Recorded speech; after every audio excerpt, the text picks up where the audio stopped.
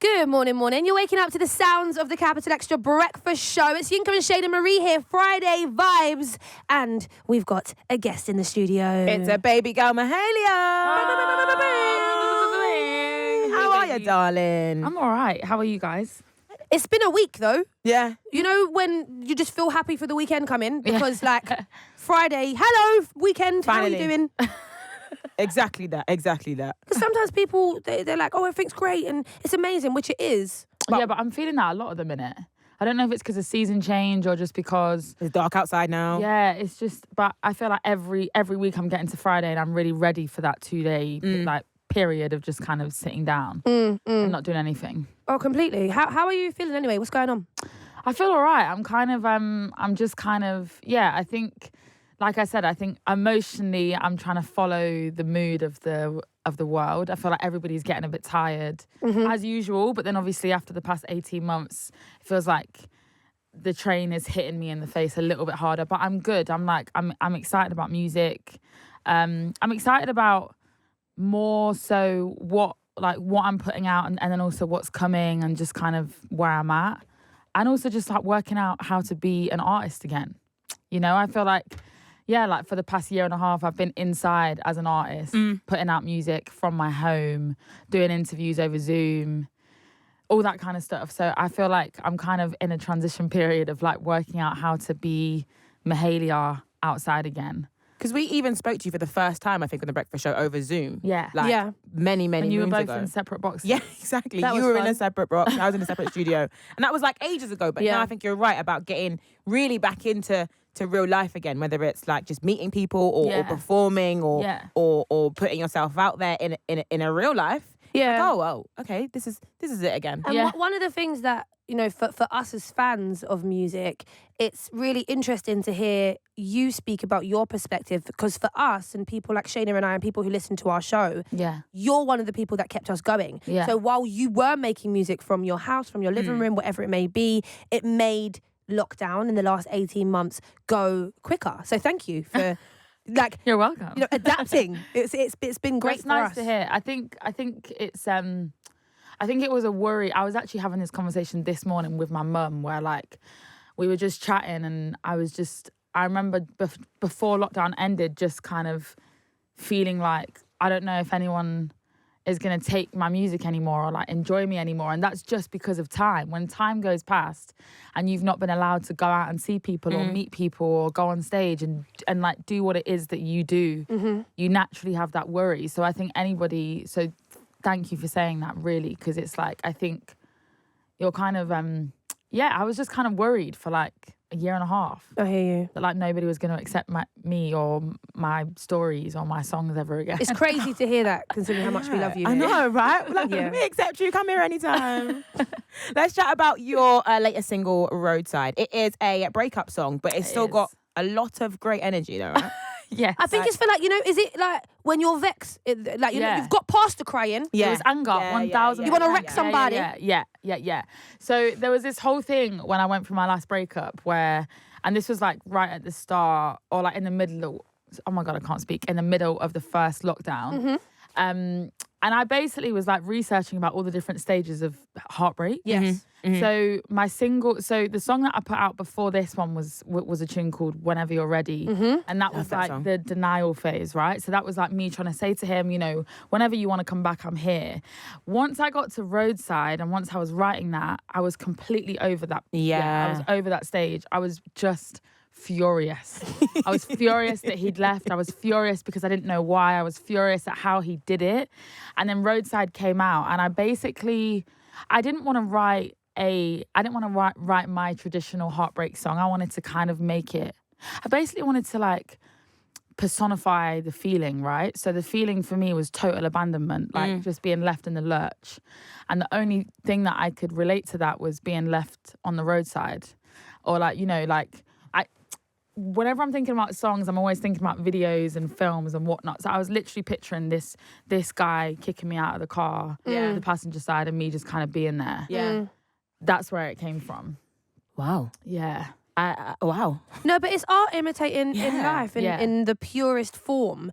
And I think that that's why you do connect so well with your fans and people that support you, because it's relatable and it's the energies that we all kind of feel. I got kicked out of a car one time, but it was by an Uber driver. He didn't want to go into congestion charge. I was on the road. So when the song came out, I thought, I've been left, you know? I get it. I hear it. Not in the same way, but I did get left. I do like the story that you tell. So obviously you said like the one song you made before, Whenever You're Ready, that was like the sad time, and you're like, okay, that's fine, babe, I'm sorry, like I'll be here. Yeah. And then you like get past it and you move through all the stages and you're like, actually, I'll bust windows at your car. Yeah. And you can't come back around here no more. So Get your stuff. You say I bust the windows out your car. It's very busting windows out the car energy. Yeah. And like that, so that tune, the Jasmine Sullivan tune, is actually one of my favourite songs ever, because she's stating the whole time that she's going to bust his car up and it's still not going to take away the pain. And I feel like that was what it was. It was like, even, I don't know, even like amongst all that anger, there was never any real, what's the word? Like end in sight. It wasn't like... Yeah. It's not closure. Yeah, it was like, there was never going to be that. And then AJ came on and kind of... I wanted AJ to do what he does. And I feel like he came on and I wanted the male perspective, as truthful as it could be. And I felt like he gave me that. And like, you know, if he was my guy and he was actually saying those things to me, I would probably be... Well, I'd have probably bust his car up twice. Yeah. Beat him. Yeah, because he was completely like... I think... I love what he did, because he didn't come in and say, baby, I'm sorry. He came in and said, yo, I did this. Is that Don't be boy? so angry at me. Get over it. Yeah, boy. Matting. Yeah, and I love that because that's what he does. And I kind of wanted him to show men as I think men are, you know? Thank you, AJ, for telling us that men are trash. Mahalia, tell us how you really feel. Don't hold back. Our listeners love the song, love the link up, and they've been saying that the next rapper you should collab with is Aitch. I love him. What do you think about that? I love him to death. I just think he's great. Like, I don't know if it's because I'm from Leicester, and in Leicester we all love Northerners because we kind of pretend that we're from the north. But I just think he's fantastic, and I think he's great. We had a session recently. Which was cool. I don't know if that's a secret. I don't think it's a secret. You told us now. Like we were in the studio Spoiler together alert. recently, literally.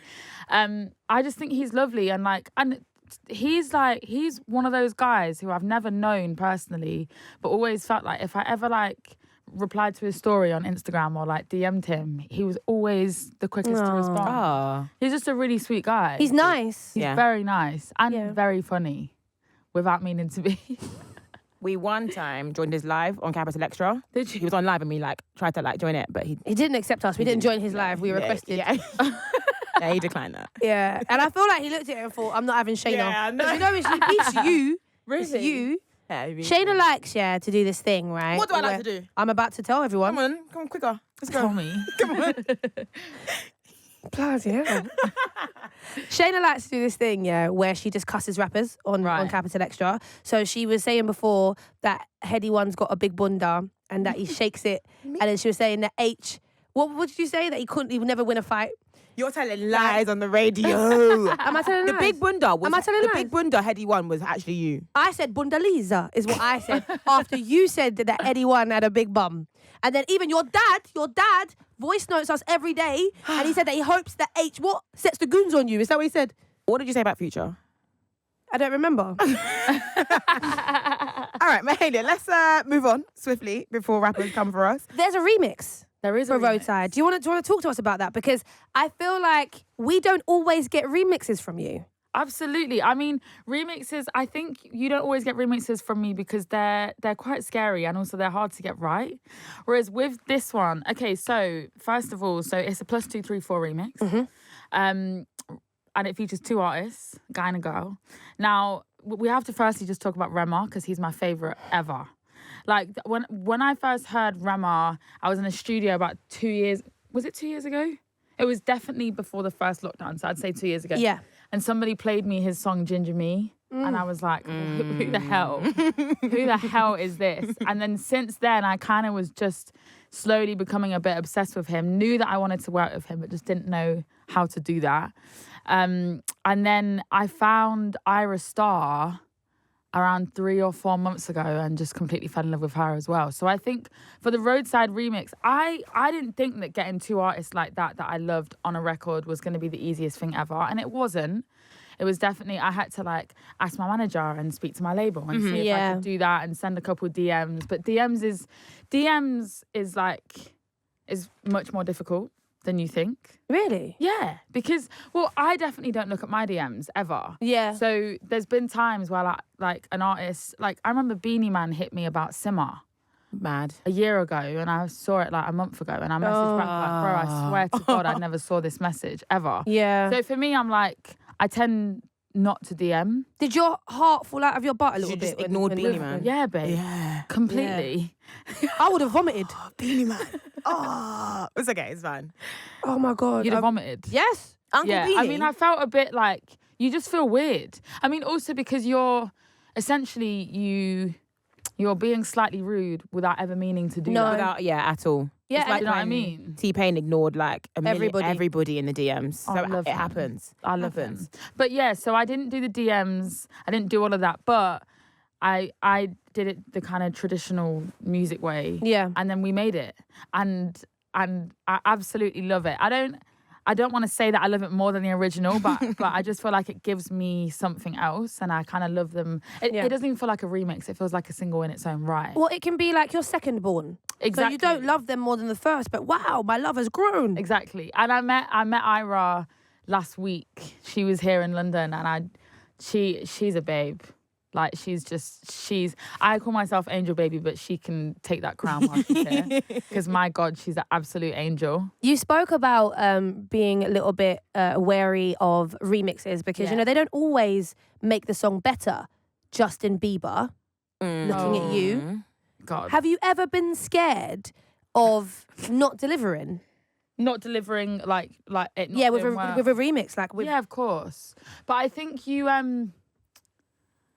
there's certain things that you just don't do, I think. Justin Bieber. I'm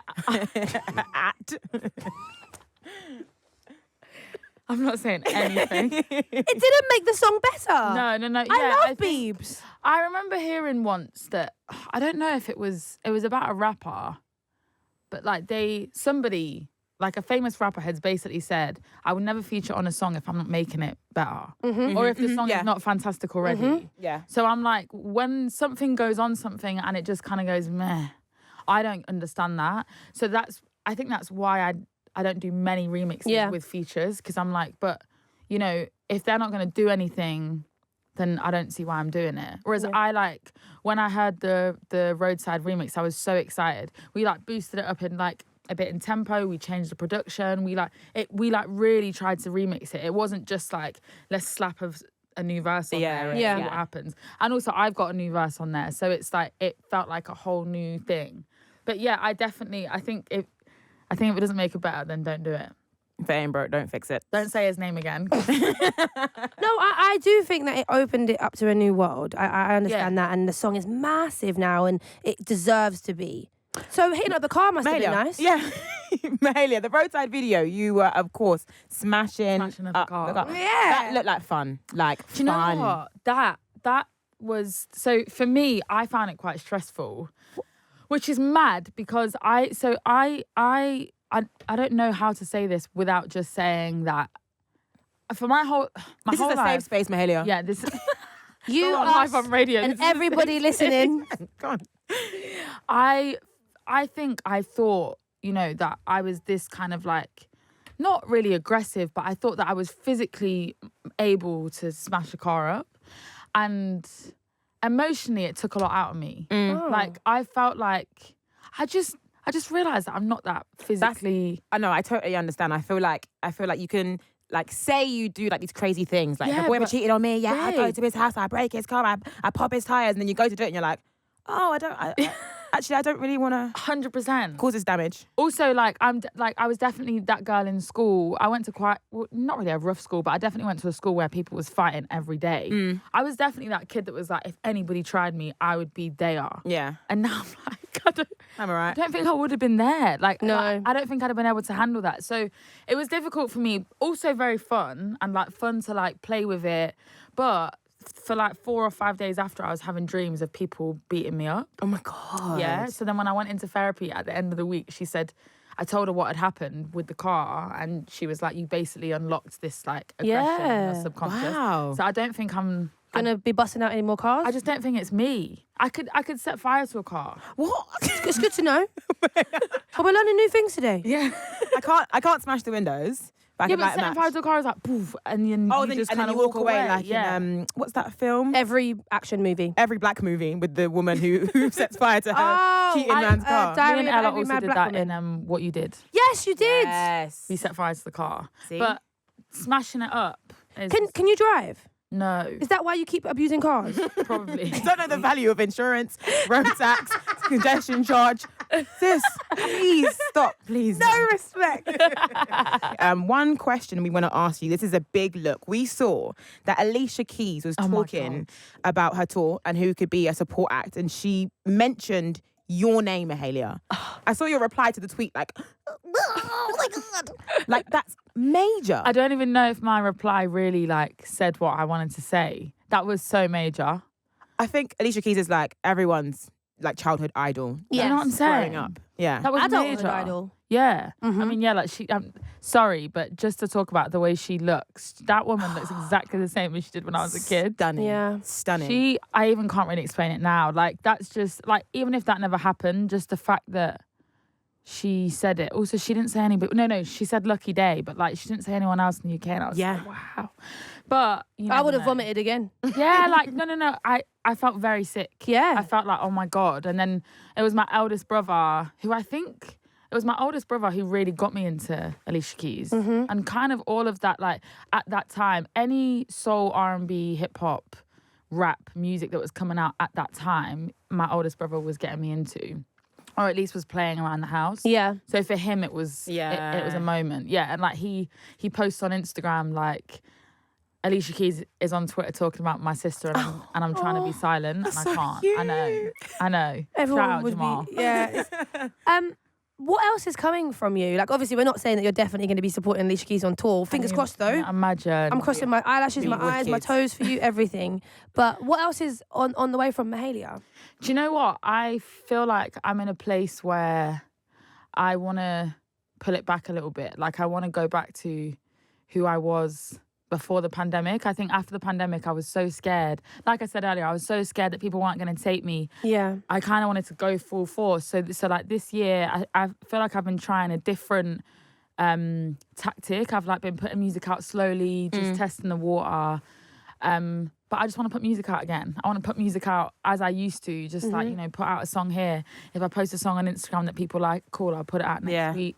Yeah. Put out some EPs and just go back to where I was, because I feel like that's kind of all of that stuff is how I grew to be the artist that I was pre-pandemic. And I do think that COVID has scared a lot of us to like, feel like we need to be a certain type of way, and actually I just want to go back to who I was before And enjoy it. yeah 1000%. So that's the place that I'm in.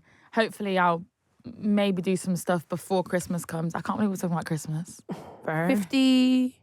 49 days now. It's very close. I mean, once we're middle of November, it's over. That's it, it's done. But we were asking earlier in the week, people are putting up trees already, decorations. So it's like, I don't like that stuff. Yeah, it's ongoing Is already. that not bad luck? I think like December 1st is like a good. Yeah, that's like when a you good get time. I don't really put up trees, so Babe, really? yeah. But going out and buying a real tree on like a market, there's a really cute market near me that just does amazing trees for like £15-20. Really? Yeah. They're killing this world, boy. On that note, Mahalia, it's been an absolute No, pleasure. you're amazing. Thank you so much for Thank joining us on you the for Capital having XTRA me. Breakfast Show.